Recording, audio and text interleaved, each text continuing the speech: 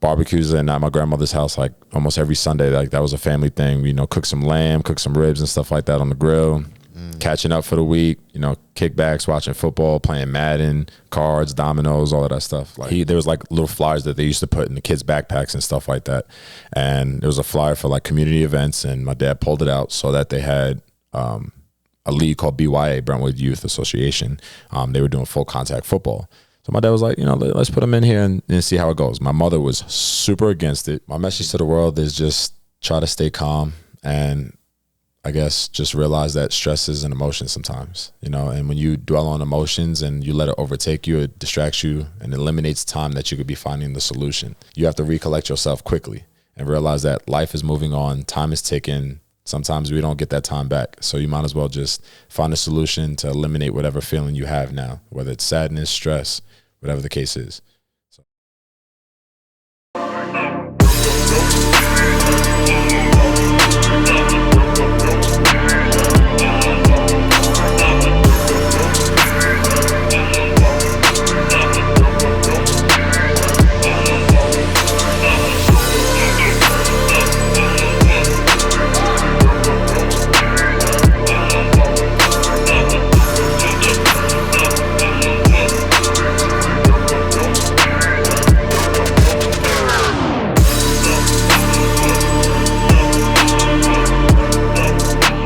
Back to episode 25 of C-Rod's Tell Me a Story podcast. I'm your host, C-Rod. Let me tell you a story. Today's story is about someone that I would consider a role model for all young men across America. He has got up and persevered through every obstacle that has been put in front of him, and now he looks to remove the same obstacles from the next generation. Growing up in Long Island to a Desert Storm veteran, he found himself at the age of 4 or 5 being enrolled into football. It was here in practice one day during drilling, he hit another kid so hard he about knocked his helmet off his head. This sparked his passion for the game, and he would spend the next years of his life pursuing the sport. In school, he never found himself in one group, talking to everybody, and was even bullied when he was younger. Because of this bullying, he developed an anger issue, but later on learned how to control his anger after engaging in a few fights. After high school, he would go and represent the United States playing football in the Olympics. Unfortunately, during the championship game, he would tear his ACL. Not only would he tear his ACL, but later his father would become ill and he would have to step up and be a man for his loved ones. Fortunately, his father was able to recover, but because of all of this, he found himself in Colorado. After playing college football, he would have a short stint in arena football. Now he looks to pave the path for the future generations and give them an outlook that he did not have when he was coming up. His determination to pierce through adversity has molded him to become a great role model for the next generation. He is paving a road for young men and young women free of the obstacles that he once had to maneuver. It is my honor to bring you the story of today's guest, Thomas N. Reed III. All right, back at you with another episode of C-Rod's Tell Me a Story podcast. I'm your host, C-Rod, and I'm with you with my guest today, Thomas Reed III. Yes, sir. Yes, sir. How you doing, my brother? Feeling good, man. Feeling good. How you doing? Good. Thank you for coming. Of course. Appreciate you having me. Appreciate it. So I seen you messaged me, and you said, good job, appreciate the interviews, or you congratulated me pretty much, right? Yeah, man. I was showing love, man. Yeah, and I said, it was dope work. I bet you he wants to do an interview. So then I looked at, your page, and I was like, oh, he's a grinder. He definitely wants to, because people who hustle, yeah, you know what I mean? Which I really appreciate. I appreciate your hustle because it really caught my eye. Well, thank you, man. Appreciate it. Thomas is do you still play arena football right now currently? Nah, so I was playing with the Colorado Spartans up in Greeley for a little bit, and I was released, so I'm just looking for my next home right now. Yeah. Well, I always see it seems like you're almost a public speaker because yeah, I do a little something like that. Yeah. Yeah, and you always you do a lot for schools. It seems like I always see you at schools. Yeah, so there's a lot of people that are connected, you know, and then they reach out to me like, hey, you know, your impact is good, and I have a good message, and so I try to give back to the community, help out the next generation of kids that's out there, help them avoid a lot of the mistakes that I made, you know. Yeah. So try to go speak at those schools, giving back, and then I also do poetry. So I speak at open mics, do my slam, do storytelling, stuff like that too. Do you do like well, I don't know, since I'm a lot older, I feel like I'm out of the loop of a lot of things. But when I was a kid, they used to have, I think they had a Def Jam spoken word. Oh yeah, I remember those. Yeah, right. I used to watch those. Yeah. Is that what you do? Similar to it, yeah. Oh, that's pretty dope. Thank you, man. So you probably got some big old words in your head. I got a little something. I got a little skill. You know how we do it here at C-Rod's Tell Me Your Story podcast. This is the people's platform. So we just come here, we sit down, we listen to each other's stories, and we realize that we're all pretty much the same. I know in today's world, there's so much division. You're this, you're that, you're da-da-da-da-da-da. But honestly, nowadays, the world's a great place, and we just need to open our eyes to that we're all pretty much the same, no matter what color or religion or what you are. Sound good? That's a fact, man. That's a fact, right? So we'll just get right into this. What part of New York are you from? So I was born in Long Island. Went to Deer Park High School, and then I ended up moving out into the Brooklyn area for a little bit in my life. Oh, yeah? Yeah. So how long did you stay in Long Island? I was there since birth, and then went to Deer Park, and then once I got a little older, like right after high school, that's when I moved into Brooklyn. Is Deer Park like another city, or? No, it's in a different county. So you have like Brooklyn, Queens, Long Island City. Then you have Nassau County, and then you'll have Suffolk County. And in Suffolk County, Deer Park is in Suffolk County. Because people that aren't from New York really don't get it. Like we know it's 5 boroughs, and that the crime families for each one. That's all we know.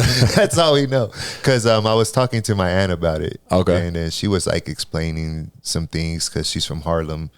Oh, and yeah. I guess they moved to a certain part, but they still went to school in Harlem. Yeah. Or something along them lines. So yeah, when you living in the city, you can kind of go to school wherever you want, as long as you get accepted into the school or you got transportation. But it's easy, obviously. Just hop on a train and you see kids walking around. Going to schools, different boroughs, or wherever. Well, I could be wrong because I'm always wrong, but I want to say that my dad went to Harlem Academy, if that's a school. And I could have just made that name up, but I wouldn't know. But I mean, that sounds right. It sounds right. I'm pretty sure that's where he went. But what's it like over there in Long Island? It's cool. I mean, it's just fast paced. The lifestyle is pretty much the same. We eat the same. Everybody's pretty much maneuvering around. It's just about where you are, pretty much. Just the further east you go, you got the Hamptons and Montauk and all of that stuff. And then once you hit Nassau County, you got different spots. You'll have like a Garden City, which is considered the nice side, and then you got a Hempstead that's considered not the nice side. And it's pretty much like everybody's all in the same demographic. We all act the same, pretty much talk the same, move the same. Yeah, it seems like correct me if I'm wrong, but people from New York have a I guess I don't know if to say thicker skin, or maybe that part of the country. Like I had a couple buddies from around, and they'll be like, "Shut up, douchebag!" Like they'll be like putting me. I'll be like, "Damn, y'all just talk to each other like that." Yeah, everybody is straightforward, real blunt, real direct, real honest. But we're not as mean as people think we are. Like when I first got here, people think I'm mean, but we're really not mean. It's just we're very straightforward, direct. We say what we got to say, but we appreciate diversity in people and stuff like that. We have like a little sense of empathy. The guy I just interviewed was from New York before you, actually. Oh, really? He's from Buffalo, Syracuse. Oh, he's from upstate. Yeah, he from way up there. He said people forget that there's upstate New York too. yeah. But he told me when people talk about it, I'm like, "What part did you go visit?" And the only part is Manhattan. It's rare to hear people visit Buffalo, Syracuse, and all of that stuff. He also told me there's like a big wilderness. Oh yeah, part of New York too. Oh yeah, 100%. It's no one even knows that. It's like driving through the mountains and farmland here. It's the same thing pretty much up there, just more trees and wilderness. You ever been up there? Yeah, I went up there. A couple of my friends growing up when I was in college and stuff like that, they went to Buff State or University of Buffalo, so I would go and visit them. Completely different. Were you like, oh crap? Yeah, completely different. It was like a culture shock within the same state. Like that's how different it is. Yeah, that's crazy. Yeah. Isn't it crazy though? And I've heard people from other countries say this. As you travel through America, it's almost like going through different countries. Yes. Like people, like it's like, for example, I moved here from Kentucky. I was like, what the hell? That is different. Yeah, it was way different for me. I've lived in cities and stuff, but like in the South, for example, we wave at each other. Yeah, everybody's really friendly. Yeah, you know what I mean? Like, yeah, we do have crime and stuff, but like in the most part, we wave. And then so when I moved here, what the hell is he waving at? I was, hey, sorry, man. No, it was pretty much the same when I got here. Like there were people like so friendly. There was one time I was at I think I was at like Burger King or something like that. And I was just grabbing food, and some dude like tapped me on the shoulder and was like, "What are you getting on the menu?" Like just random dude. I had no idea who he was, and I was like super paranoid because like back home people don't do that. We mind our business. We get to where we got to go, but he's trying to rob me or something. Yeah, like 1,000 different things ran through my head. But it was like once I got accustomed to it and realized like how easy going people in Colorado and Denver were, I was like, okay, this is not too bad.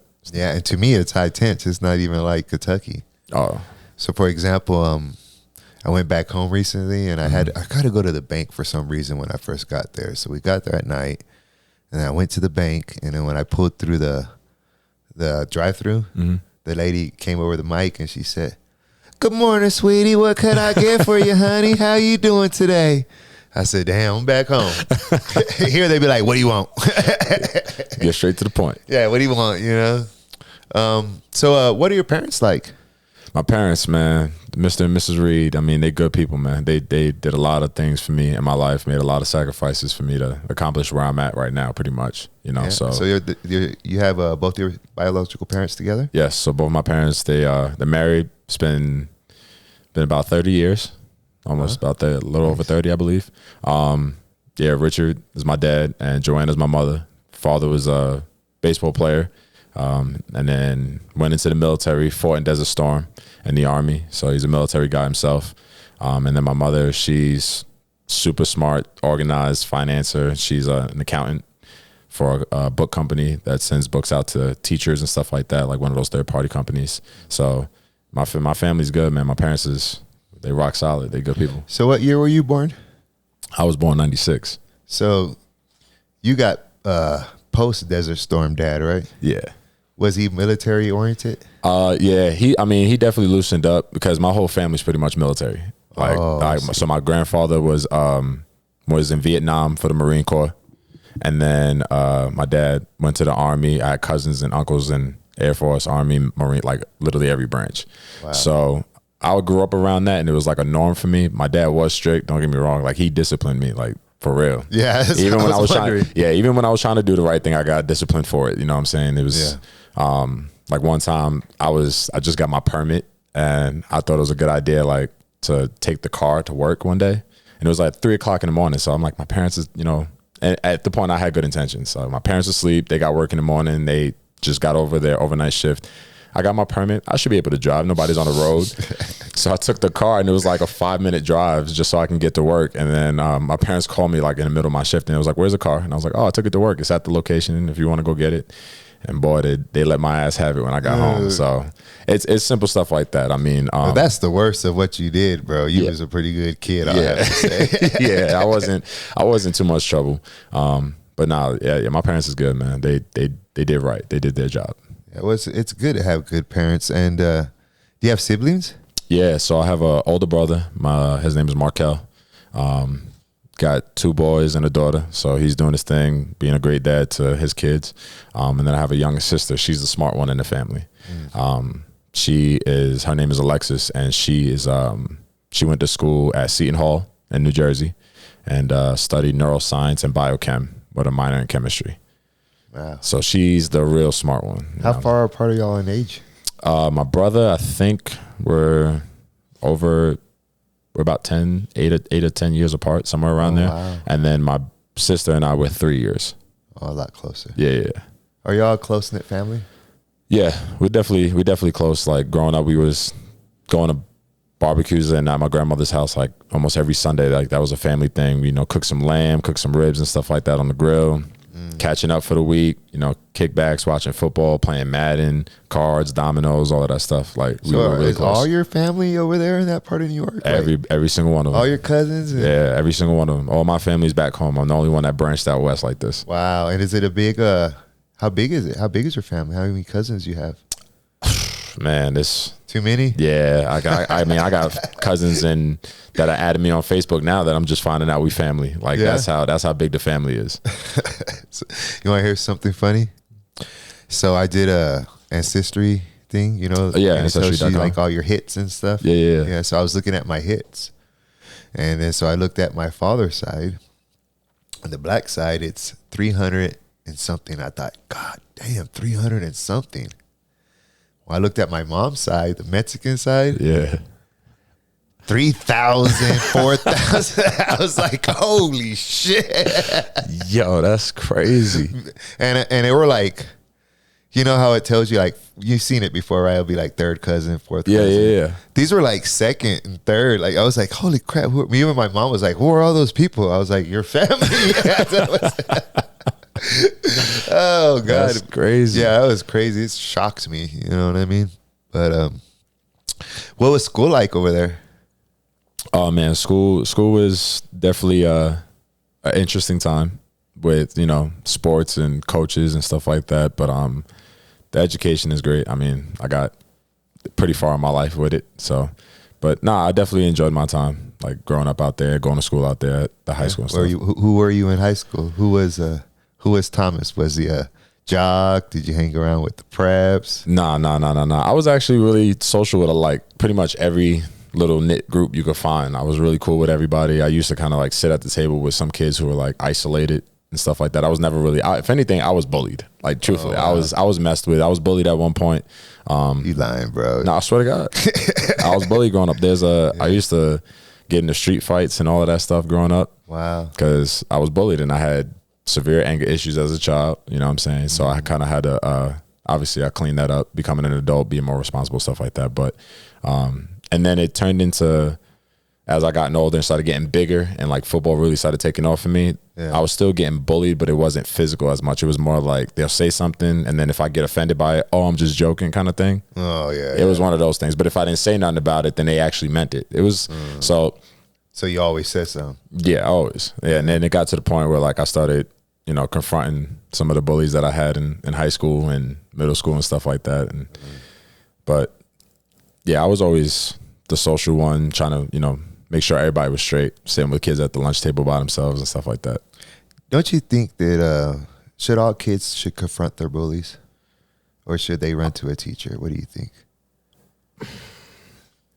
I could edit it, man. You say what you want. No, I'm kind of 50-50 on it because I do think that it does build character, like approaching these bullies or people that are making you feel a certain kind of way. But then again, I understand that at a young age, we all look back on ourselves and be like, we could have definitely handled that situation completely different. Yeah. And it's sometimes could be a life-changing situation. So if I take matters into my own hands and address it the way I need to, it could backfire. But then if I go and run and tell a teacher, it can, deplete confidence or something like that, So it's kind of 50-50. I think it just depends on the character and the support system you have around. That was a tough question, right? It was. I had to think about it for a second. I know I give the wrong answer to my kids all the time. I try to be a good parent, but I am who I am. Yeah. And I always tell them, just punch them in the face. Or I mean, it's real. It's authentic. I mean, I respect it. And they say, well, you remember how I told you my kids are really good? Mm-hmm. And they'll say, no, Dad, you can't do stuff like, they'll tell me like what you just told me. And I'll be like, no. You punch them in the face. If you lose the fight, it's okay because they won't want to get punched in the face the next time. I promise you. That is true. But I think maybe that's just a little bit of an old school mentality. I preferred your answer way better. I'm going to steal that. It's the generations are changing. So the way that things are and personalities, even the development of kids are all changing. So my dad was the same way. He said the same thing you did, but he was like, address it when you need to address it. Don't go out and look for it. Yeah, exactly. I'll go ahead and address it when you need to address it and make sure that they learn. You know what I'm saying? They know what's up. Yeah, my dad used to say, I'd come home, I got in a fight. Did you win? Yeah, I won. That's my dad. You're good. I didn't get no trouble. That's my pops. Yeah, that's that old school. You know what I mean? Yeah. And they used to, like, we were talking about this the other day with a friend of mine. He used to say, hey, you want to go outside? my dad, he'd come. We'd be like, yeah. He's like, you sure? Get dressed. We all get dressed. And we would walk out the door and he'd shut the door behind us and lock it. You go outside. You ain't staying inside all day. You get in trouble. Like, oh yeah, you ain't sitting inside all day. What are you doing? Yeah, go out, play basketball or something like that. Go do something. See, my issue was that my parents sometimes had to make me stay in the house. Like I was always outside doing something. Yeah, always. That was punishment. Yeah, it was. You can't go outside. What? Yeah, I was, man. There's been times it was like after a football game, me and my friends trying to go out, or we trying to go to like Applebee's or something like that. He's like, nah, you balled out today. I want you to stay home and rest. And then I'm like, come on, man. Like now everybody going out having fun. I see it on like social media when it first started coming around, and people taking pictures, talking about it in school, and I'm just sitting there like left out. Yeah, I didn't grow up in that age. I know. I was just coming up when cell phones and social media started coming out. So what was school like? Because when I grew up, I know it was a certain way, probably way beyond your comprehension because I'm so old. But what was school like in your days? Was it like? It wasn't what it is now. I could tell you that. Like I definitely realized how fast and I guess the development of the children and what they're thinking and how they're acting, what they're exposed to and stuff like that is completely different from when I was growing up. It's so much faster. It's so much different. It's becoming a severe problem now, but, oh my God, I was in that in between phase where like, my friends, we stay in the house and playing, 2K and stuff like that. But then most of the time we'll go to like the community center and, shoot some hoops, play ball, go to the gym, ball out, stuff like that. So we were still being productive and being outside, hanging out, going to parties and cookouts and get-togethers and stuff, still being social. But there was also a time like we can chill in the crib and, play some video games and stuff. Now it just seems like kids don't have social skills at all and they just want to do nothing but play video games. Yeah, some of the stuff that my kids say these teachers tell them. Oh, it's... Ooh, I'm not going to get into that because I don't open up a can of worms. No, I hear you. There's a lot of kids that I mentor and I hear a lot of stories too. So I'm like... They said, what? No. Going to panic attack, I wanted to ask you something about school. But anyways, did you have best friends growing up? Did you have, or did you know now? I had good, close acquaintances, I would say. Oh no. Yeah. I would definitely say I had good close. There's some people that I grew to be friends with and grew closer with, like as time got older, because we like matured and addressed situations obviously different than when we did when we were kids. But at the time there was a lot of trust issues with some of the people I was pretty close with. Yeah, there was a lot of behind the scenes stuff that was happening in dark times for me. It didn't add up, so I kind of just distanced myself. And like I said, I was going through that change of maturing with the anger issues I had and trying to address things differently than what I used to. So you seem very calm. Do you still have anger problems? No. I definitely calm down a lot. Like I'm very mellow. Like if I try to de-escalate situations as much as I possibly can, not only for my football career, but just because it's the right thing to do now. Like we're too old to be kind of just fighting for nothing. But if push come to shove, you gotta do what you gotta do what you gotta do. I asked you, I had a funny thought in my head, like I asked you that and then you're like, no, and then when you leave here, ask me about my anger problems. I ain't got no anger problems. Tell your friend, do I got anger problems? Nah, bro, you ain't got no nah, you good. Wait, when did you start playing sports? Man, I started high, man. My dad, he put me in football. So I went to a school in Brentwood, New York, and there was like little flyers that they used to put in the kids' backpacks and stuff like that. And there was a flyer for like community events, and my dad pulled it out so that they had a league called BYA, Brentwood Youth Association. They were doing full contact football. So my dad was like, let's put them in here and see how it goes. My mother was super against it. She just saw football players, big head, bobblehead kids, running into each other. She panicked. She knew nothing about it. She thought it was super dangerous. And then, my dad gave me a shot. He put me in it at, I think I was 4 turning 5. Wow. Yeah, I started young. So I was 4 turning 5. And then I was just hitting kids. And then one day I remember I like really fell in love with it because we were doing a drill. And I hit this kid so hard his like helmet popped off and it like slid onto his chin. Like his chin strap was like on his lip. And at that point, like, I was like, yeah, I love this game. Like, it was fun for me. And then I started watching it on TV and started seeing it. Then people started comparing me to Jason Taylor, who was like a former Miami Dolphins defensive end, and that was the position that I played. He was light skinned, he was tall, he was muscular. Like, that's Liked it a lot. Yeah, that's what people compared me to. So at that point, it was just like, it stuck with me. So you just started. You played all the way To the pros. now, huh? Yeah. Basically now. And with going through high school, did you like think like, I'm pretty damn good at this shit? Was there a time where like snapped? I know you say you liked it and fell in love with it, but there was a time where you thought, I could take this to the next level?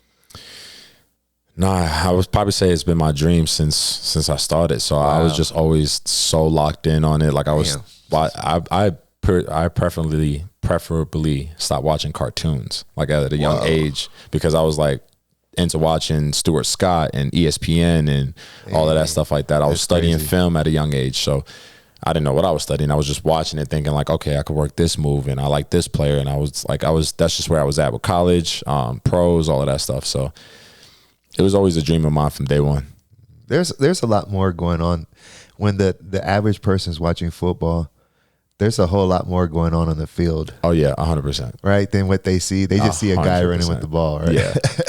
There's times I go to like sports bars and restaurants and stuff like that, and I hear fans just yelling like, how did the coach make that call, or what is he doing? What is he seeing out there? He should do this and he should do that. And in the back of my mind, I'm like, they have no idea what it's like to be in our shoes and see what we see and deal what we deal with, go study what we study, stuff like that. Yeah, because who was it? It might have been Asa. You have to memorize your playbook. Oh yeah, and it's not a little playbook. It's thick, and there's like people running in all directions, and you think people are just running around, but they're running in a certain specific pattern. And sometimes I wish I had the eye for that stuff, because I know there's a lot more of a chess game going on than you realize it. Tell me about the Olympics. You were telling me a little bit.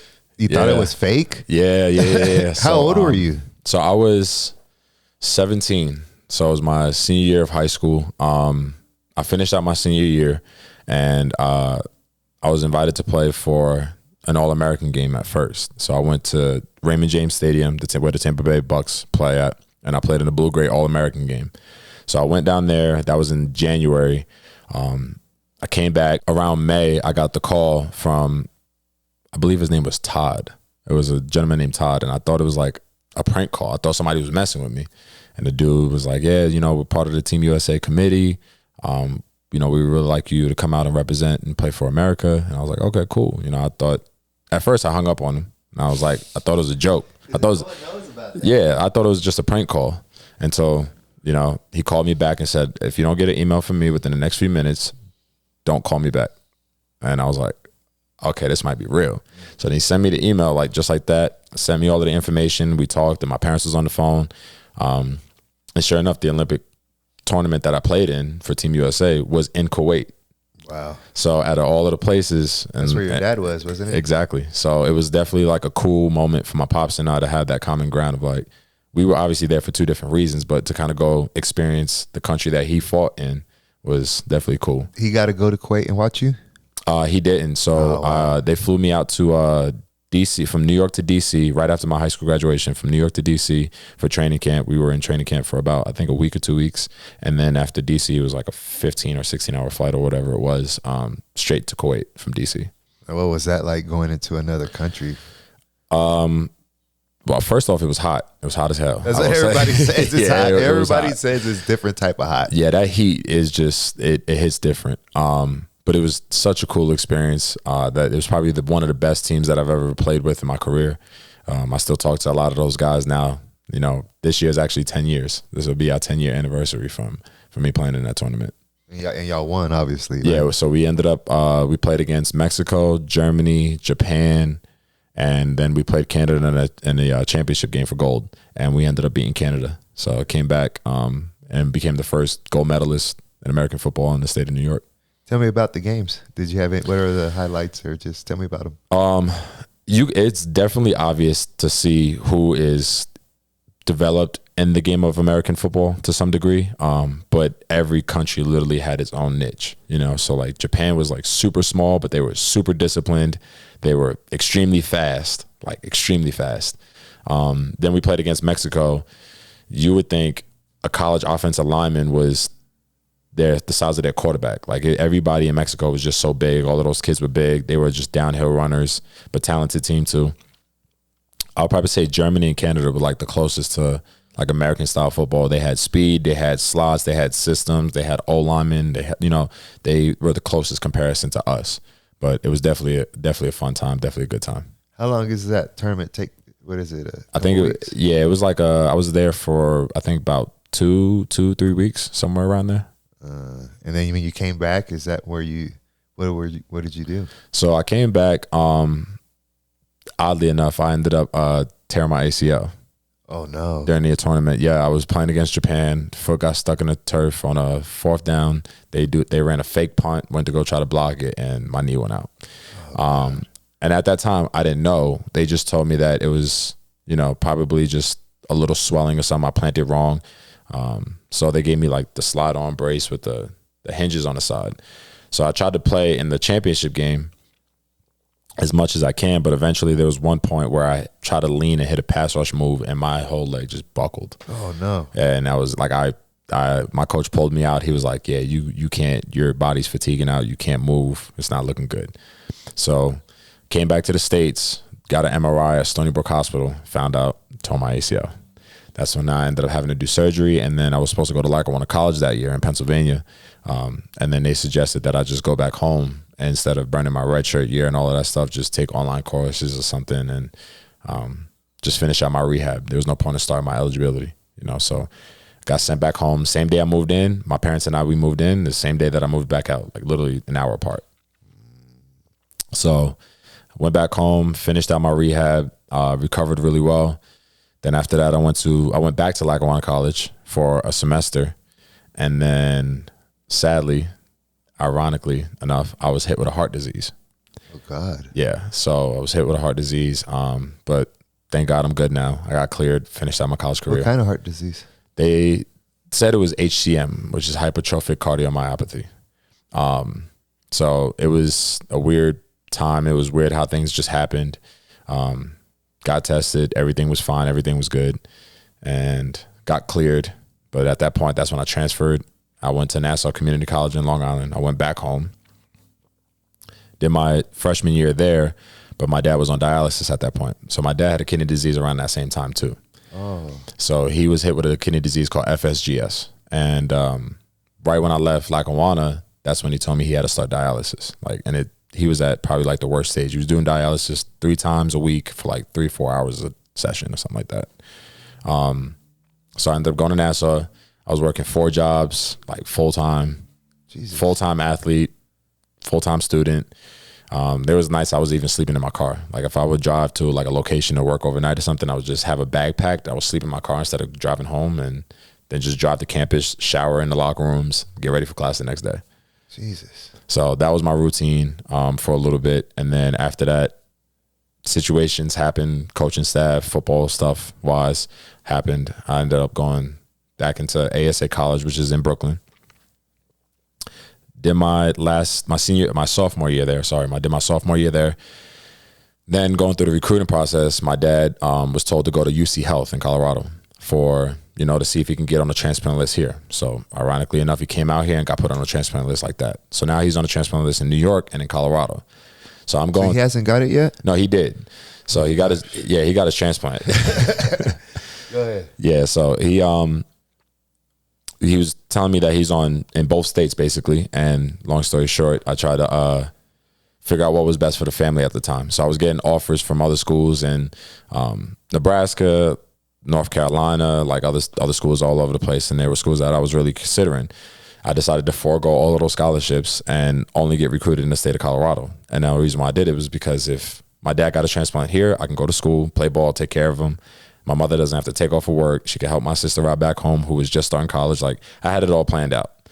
But throughout that process, which is what I kind of do now, I was helping my teammates with their offers. So the scholarships I gave up, I gave them my scholarship so they can go to college. Oh, I see. You see what I'm saying? So it worked out well that it helped out some of my teammates and friends, and then it helped myself out. Adams State was the last school to offer me a scholarship, and I ended up here. So you went to school in Colorado then? Alamosa, Colorado. Yes, Alamosa? Where's that at? It's, I think, like 40 minutes outside of New Mexico. It's way down south. Oh, it's way down there. way far from here. Yeah, it's about 4 hours from Denver alone. Is that where your dad got the transplant? No, so my dad, after I finished my senior year of ball at Adams State, he calls me and tells me that as I'm going through my draft process, training for my my NFL pro day and stuff, he found a kidney transplant in New York. Oh, wow. Yeah. Well, at least he found one. Yeah, so I was more than thankful and glad that he found one, but he got the transplant literally right before COVID hit. Oh. So thank God it worked out perfect timing for him there too, because he had the family there. He didn't have to worry about going to dialysis during COVID. It was just now recovering from the surgery. So then I came back here, had my pro day. COVID hit right after that and shut Colorado down, shut the NFL down, and then the whole world shut down. Yeah. So I couldn't even go back home to kind of be there with the family because I'd put him at risk. That's right. You couldn't be around him. How long did that go on for? So I didn't see my family until I think 2020, like the end of 2021, early 2022 or something like that. So it's about a year and a half to almost 2 years since I saw my family. But recently, since that time, for the last 2-3 years, I've been going back home at least once a year. So while you're going through all this, and you grow up and like since 4 years old, you want to play football, and then you're doing it, and you're going that way, and you're playing for United States, and an ACL tear is like horrible, right? Mm-hmm. So that had to feel pretty bad, and then a heart condition, and then the switching the schools, working what you say 3 or 4 jobs, Working 4 jobs, yeah, at a time, and then your dad's kidneys, and everything. How did you feel? Like, honestly, like, how did you feel? Did you ever doubt yourself, or did you ever wonder or question, or how did you feel during that? Truthfully, it was a lot, but I realized the bigger priority that was at hand. Like, I know it was a lot for my mother more than it was for me. I realized it was more for my sister and on her than it was for me, so I was able to take on that workload, and my main thought process was just to turn my emotions off. I thought that was the best way to go about it at the time, and just stay logical. Realize that if I continue to find solutions, continue to help out, and continue to do my part, that would relieve at least some pain for my mother or my family, try to be there and support them. So I turned my emotions off, and I was just completely logical throughout my entire process of this. Just, okay, so after class, like I would wake up in the morning, drive to school, go to my morning classes, then I would have to drive back home. I would cook dinner while my dad was in the hospital, cook dinner so my sister has dinner when she gets out of high school, drive back to campus, get ready for practice, get ready for class, finish out the day, drive back to the hospital to pick up my sister, because sometimes she'll either be at the hospital, or I would go to the house, pick up dinner, drive it to the hospital so my mother could eat because she was staying at the hospital with my dad, then drive back home, make sure my sister was situated, go to sleep, wake up, do it again the next day. And that was like my routine. But like I said, I realized that if I just turn the emotions off and just be there and be supportive and do what I needed to do instead of focusing on what I wanted to do or focusing on my feelings, then it'll make everybody's lives a lot easier. Do you think this, besides, the struggle, that if everybody had to face a grind like that, whether it's, a hard one, or maybe it's something that's a pursuit of a career or whatever, that it would, do you think it defines you a little bit better now? Do you think now that you've lived through it, do you think do you find it helped your work ethic and like who you are? Oh, 100%. I think it definitely helped the work ethic, but I'm not sure if it can define me, because one thing that I realized as I got older is that life repeats itself in a lot of different ways, and it only gets harder as you get older, so you could only learn so much from the situation, whether you turn your emotions off, you're logical, your emotion, like whatever it is. But eventually that same problem will come back around. It'll come back around just a tad bit harder or just the same. And it's about how you adjust to it and move forward. So I don't I'm not sure if it really defines me, because I feel like there's more definition to me as I continue to get older. Yeah, I think I may have worded that wrong. Help define it. Like, And then I definitely think it would help the character as it goes on. But there's just so much more to life, and like I said, I know there's gonna be more problems that are gonna repeat itself at some point. Well, I could tell you this: it's not that it gets harder; it's that the stakes get higher. And that is true. Life's not gonna. It's just, for example, when I was 26, out here hustling, 25, it wasn't, if I failed, it was just me falling. But now if I fall, I have my family that falls. You don't fall alone. You fall with your clan. You know? You ever seen like the animes, Naruto, my clan, this and that? Well, the reason they have those things is you have to, the foundation that they're setting for each other. Nah, yeah, absolutely. And if you lose it, it's more tough, So now what are you doing? And so now I'm like still pursuing my football career, hopefully getting an opportunity somewhere to continue playing, because I know the game doesn't last forever. Well, tell me about playing arena football. We talked about it a little bit. Yeah. Oh, yeah. So funny enough, in New York, they actually have arena football for kids. So I grew up playing arena football. Oh, wow. Yeah. So at the end of the regular season, I would take like a month or two off and then go play arena football. And I grew up playing that. So I was very familiar with playing with the glass or the walls and stuff like that as a child. But when you don't do it for a while and then you have to learn the systems, obviously the same way you would in outdoor, you got to make the adjustments, because the game is a lot faster than it is outdoor. The adjustments have to be quicker. The schemes are different. Like, everything's just different. And there really is no out of bounds. It's the wall. The wall is its force. It's its own force. So have you ever hit the wall? Yeah, yeah. I hit some kid playing for the Colorado Spartans this year. It was a kickoff. I was on kickoff and I was flying down the field. I see the returner running right, and then he throws it back left. And then as soon as the returner catches it, I hit him, and I hit him into the wall, and then I go flying into the wall. Oh. So I got up and didn't feel it until the next morning. I was like, stupid wall. Yeah, I felt that shoulder and I knew exactly where it came from. But it was definitely fun. How many years? How long did you play? I was with them for training camp, and then I played one game with them, and then I was released right after that. It's part of life. It's okay. Yeah, the business. I heard oh God, I don't know where I saw this, but I seen some lady talking the other day, and it could be a lie, but I liked it. It sounded good, so I'm gonna go with it. She said that she knew a guy, they eat at a cafe or a restaurant, and everybody at that table is a millionaire or a successful businessman. But in order to sit at that table, you have to have been sued, divorced, or lost everything once. Because life's a risk, bro. Yeah. God, I'm going to tell you what. When I first started hustling, entrepreneuring, and, doing my thing, and, I've been through, I could say I've seen money, 7 figures easy. And if I had saved that money instead of risking a third of it, that I know I've risked more money than I have made. Easily. But like, I'm the type of guy that if I have an idea, I'm just going to do it. You jump on it. I'm going to do it. And if it doesn't work, it doesn't work. Fuck it. All right, back at you from our breaks. Had to take a little second there to get some things together. But I was looking at your Instagram, and as I'm scrolling through, like I said, you do grind. You're always hustling. You're always doing something. But I do notice you're always like schools, like I said before, always holding checks in your hand. I was trying to get him to get me one. He didn't give me one, guys.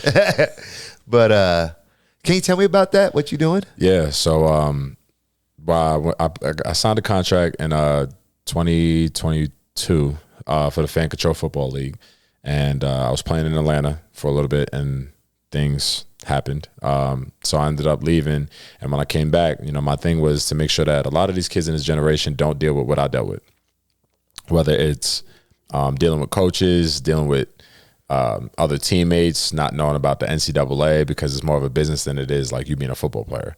So what I decided to do was start teaching families about the NCAA recruiting, things that they need to know when they go on these college visits and stuff. And then I kind of built such a solid brand for myself, for my logo, my brand, that I decided to start a scholarship fund. So it's the Thomas Reed III Senior Scholarship, and kids, you know, I have a list of requirements, and if those kids meet those requirements, they get the scholarship, and they get $1,000 sent to whatever college they decide to go to, whether it's overseas, whether they go in the States, whatever school they commit to, they get $1,000 for it. That's what you've been doing? Yeah, it's that. And like I said, I'm doing a lot of the mentoring. So I do study halls, making sure these kids' grades is good, making sure they're staying out of trouble. I try to keep them productive. I even bring kids with me that I mentor to like my workouts, my training sessions, so they can see what the real grind looks like at the next level. Yeah, I'm just really trying to make sure a lot of these kids aren't dealing with half of the stuff that I dealt with. And I built a lot of resources and connections throughout my life and my career so far that it's time for me to pay it forward. So it's more than just being talented, right? Yeah, 100%. That's only a piece of it. Like very small fraction of it. They look at character more than they look at talent. So you can only imagine what the business side of it can be, you know? Do you think that goes to a lot of things like music and other things? I'm sure it does in every different dynamic. Right. If you're more involved in it, you would understand it better for like your craft, you know? So I'm pretty sure music, they deal with the, you know, it's not about what you know, it's who you know kind of thing. They deal with it. It's just in a different context or a different brand, like a manager compared to a coach kind of thing. But yeah, I think that's just the way. Isn't that weird? Lord help me, I have ADD, but I did a story or an interview with the guy before, and I'm always like seeing people and talking to people like you and rappers, singers, comedians, actors. And there's like this wealth of so many talented people. Yet it seems like the spotlight is only on very few. Mm-hmm. You know, and I did write a thesis on it, and it was basically you might bring out the aluminum tinfoil hats here, but it might be like, do you think like people control that? Like they control the narrative? You know what I mean? Like they only certain people, they let certain people in, they let certain people out, and they're all like in cahoots together. Yeah, it's definitely a people's game, right? But it's, you know, at the end of the day, we're all human, so there's a lot of vibes and communication styles, and even just the simple fact of like using certain words when you have conversations with people, that plays a big difference into how receptive somebody's going to be into you and how that relationship moves forward. So I think that, you know, there are so many talented artists and stuff like that, but if they critique something, if they talk to one person and they might use one certain word, it might help them, it might not. You know, it's just about understanding who you're talking to, understanding the demographic, and how you carry yourself. How you carry yourself is going to be another big thing, and how you represent yourself, from the way you dress, because first impressions tell everything. It's sad to say because it's not true all the time, but that's just, again, as human nature, we look at things and that's a no-no, or yeah, we'll take a shot with it. And that's where the opportunities come from. I'm still one of those people that's still trying to chase my dream and find my opportunity, see if somebody might give me that one yes one day. Just come to our practice and showcase what you can do. And if they do that, I'll be more than happy. I'll be blessed enough to even get that opportunity, you know. So I'm not really picky and choosy. My ego's aside on that. I think a lot of people should do the same. Yeah. You want to hear something crazy? You talk about like you're still chasing your dream and this and that. So I used to fight, as I told you, with Factory X and stuff. Yeah. And I didn't take my first amateur fight till I was like 33, 34 years old. And I had people telling me, you crazy, get in there with them young guys, this and that. But I had a dream. And I was like, this is my dream. I'm going to do it. And I pursued it to top levels, you know. And now that you did that, though, do you feel fulfilled in it? Do you feel like you actually, like, regardless on the outcome, do you feel like the fact that you got there, you accomplished it, you're fulfilled? So I had a conversation with one of my friends, because in life you have choices, and I chose an entrepreneurial route after a while instead of the fighting route, and that's a regret that I had. But like when I talked to my friend, he opened my eyes, because he was like, you said you was gonna do something, you did it, and you pursued a goal and you reached it. There's no need to be sad about that. That's something to be celebrated. And I'm like, yes. So now that I look back at it, I'm like, I see people on TV that I know, and I think I'm happy with it. You know what I mean? That's good. I wish I could. Do I wish maybe I did different, a route, like pursued it more? Yes, I do. But as I sit in my badass man cave, I'm like, I'm pretty sure I made the right choice. I can't lie. This man cave is fire, man. I got to give it to you. So tell me about your camp. Yeah, so kind of everything that I was just talking about, we're giving back to the kids, giving back to the community. I decided to host my own football camp this summer. I'm hosting one in Colorado and one back in New York, where I'm from. Right. So the first day in Colorado, it would be Monday, July 8th. It's from 2nd graders to 7th graders. So anybody in that age range is more than welcome to come. I have former and current NFL players, XFL players, USFL players, guys that I either played with, trained with, just met throughout my career and stuff. They're coming out, and we're going to go just have a good time with these kids. We're going to coach them up, give them, a memory to live with. We're doing autograph signings with them. We're going to let them just have a good old time. We're going to have partnerships that are going to be out there, like feeding the kids, stuff like that. And then on July 9th, which is that Tuesday, it's from 8th to 12th graders. And that's going to be the high school group. And that one is going to be a little more competitive, obviously. But there's a company that I partnered with that's going to be sponsoring the camp that's going to be doing verified times. So they're going to allow the kids to run their 40s, 5-10-5, basically all of the stuff you see on the combine. And the reason why I decided to do that is because when we get those times, we can give them to the kids, see where they want to progress, see their development moving forward. But if they are in that process of getting recruited by colleges and they need something to show for it, they have the times, because that does play a factor into how fast is this kid, what can he do, like all of that stuff. So I'm just trying to open up the door for those kids as much as possible. We're going to have the same kind of coaching staff, but just more detail oriented. And then right after that, I'm hosting my college recruiting seminar. So the same thing I teach kids across the country, I'll be teaching all of the parents and athletes that are there. And then I'll also be doing my nomination for my scholarship as well. There's that. And then for the high school group as well, there's a company called Straight Align that I actually partnered with for my camp. They're a college credit course that allows you to take college credit courses at your own pace or whatever the case is for a cheaper price. And they actually partnered with me in giving all my kids discounts on all of the college credit classes. So the purpose of that is that if there's a kid who's a junior or senior who's in either AP classes or has to get ready for college, if you take a couple of those courses in the gen ed classes, which is something you would take when you get there, if you take them before you get there, that's one less class that you have to take. So that actually saves you thousands of dollars on tuition and loans and having to worry about if the scholarship is going to roll over for your master's program if you end up going into one. Like, I'm trying to set these kids up for better futures on and off the field. Boys and girls are welcome to the camp. Flag football, full contact. You played, never played before, it doesn't matter. Do you have to sign up or enroll? Yeah, so if you go to eventbrite.com, you type in my name, Thomas Reed III, 2024 football camp, it will pop up. Or you can just go to my Instagram and you'll see, the link on my bio kind of thing, and it'll take you straight there. And just register your kid. The camp is extremely cheap.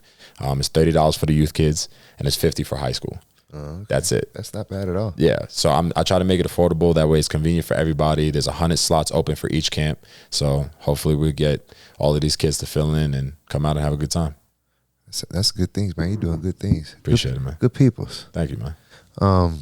So our last question of what I ask everybody, what's your message to the world? My message to the world is just try to stay calm and I guess just realize that stress is an emotion sometimes, and when you dwell on emotions and you let it overtake you, it distracts you and eliminates time that you could be finding the solution. So just make sure that if there's a situation, you recollect yourself. You acknowledge what you feel, but you have to recollect yourself quickly and realize that life is moving on. Time is ticking. Sometimes we don't get that time back. So you might as well just find a solution to eliminate whatever feeling you have now, whether it's sadness, stress, whatever the case is. So just stay logical, find the next solution, and appreciate life a little more. Stay humble. Stay humble. Yes, sir. What's that, Kendrick Lamar? Yeah, stay humble. Stay humble. That's true, though. Yeah, man. You got to stay humble. You can't get the big head. Nah. Life with the big head. Because God, glory to God, but God will check your ass quickly. Oh God, you're so right. Yeah, he will humble you, and he'll humble you quickly. So he's done it to me many times through my years. You know, I have lost everything many times in my life to where I'm like, what the God, wow. Yeah, it just makes you question. Yeah. It was nice talking to you, brother. Absolutely, man. I appreciate you having me, man. I appreciate you coming in. I think a lot of young men could. I think you're a good role model. Thank you, man. I like to see more of you in the spotlight.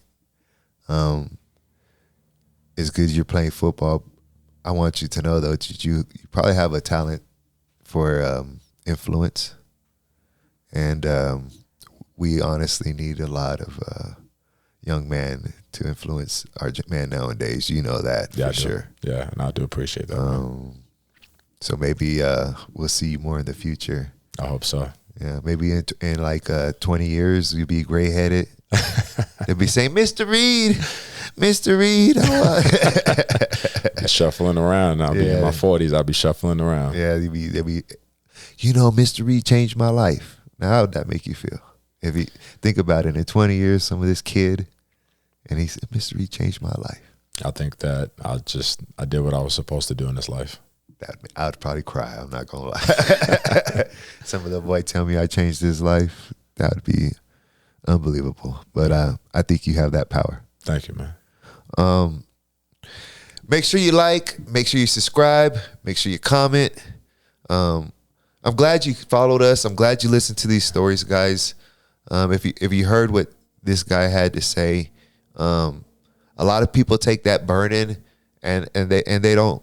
They let it collapse them, you know. I told this to one of my guests before, is you got to have broad shoulders in life. I know that's a country saying, and y'all might not know what I'm saying. I think you know it, heard that saying before. I have heard it. But it means you got to be able to take the world on your back, you know. And sometimes for your loved ones, for your clan, and for the people around you, you have to be the one to stand up and have broad shoulders. So I hope you remember that. Take it to the bank. Catch me on the next episode after this one. Make sure you follow my boy.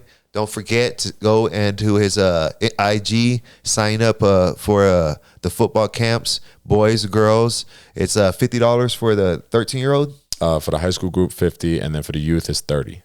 Cheap. Get them in there. You're gonna get a good education.